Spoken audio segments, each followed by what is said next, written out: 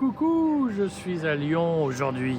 Je vous fais un petit message. Alors, je vous signale quand même que je viens avec Fred Chiarossa qui réussit l'exploit d'arriver d'arriver en avance sur ses horaires. Je le redis, Fred Chiarossa, c'est vraiment ce qui nous sauve par rapport à la SNCF. Pour le prix d'une deuxième classe à la SNCF en Paris-Lyon, vous avez une première classe sur Fred Chiarossa avec plein d'attention, plein de petits gâteaux, plein de choses, c'est génial. Voilà.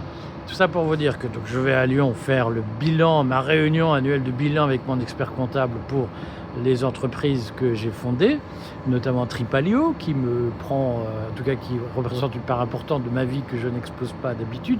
On va sans doute parler du bilan financier du courrier des stratèges. On va aussi régler quelques petits problèmes. Je voulais juste vous signaler que je vais aussi faire une réunion sur Asphelia, une réunion de préparation sur asphelia.fr qui va probablement courter, comme on dit, un produit d'assurance pour les aidants. Il y a plein de gens qui doivent prendre du temps pour aider leur grand-mère, leur grand-père, leur papa, leur maman, leur frère, leur enfant, et qui sont souvent mis un peu en difficulté parce que même s'il existe des congés prévus légaux pour les aidants, avec du temps disponible pour les aidants, ils perdent souvent leur salaire pendant ces congés.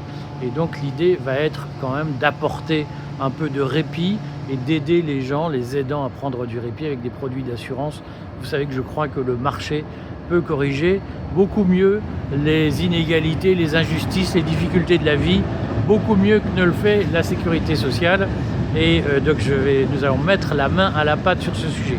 En venant, je voulais juste vous faire part de ça.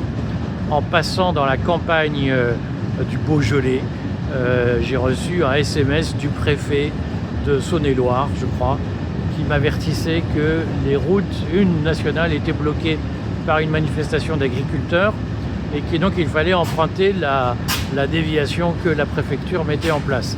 Alors, il y a deux choses qui me fascinent. C'est que d'abord, c'est vrai qu'à Paris, on vit coupé de cette réalité, à savoir que les campagnes s'embrasent.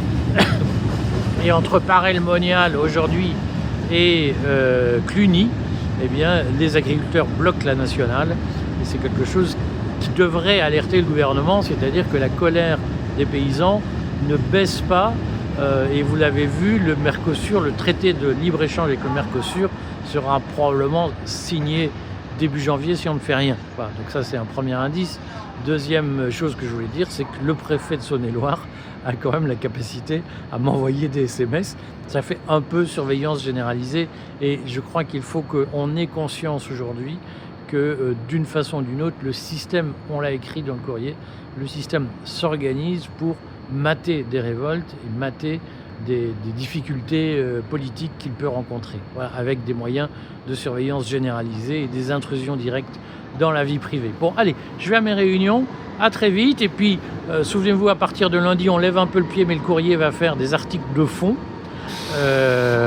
en moins grand nombre. Il y aura un article de fond par jour, jusqu'au 5 janvier, on lève un peu le pied, mais voilà, on va quand même travailler un peu, et là je vais à mes réunions. À très vite.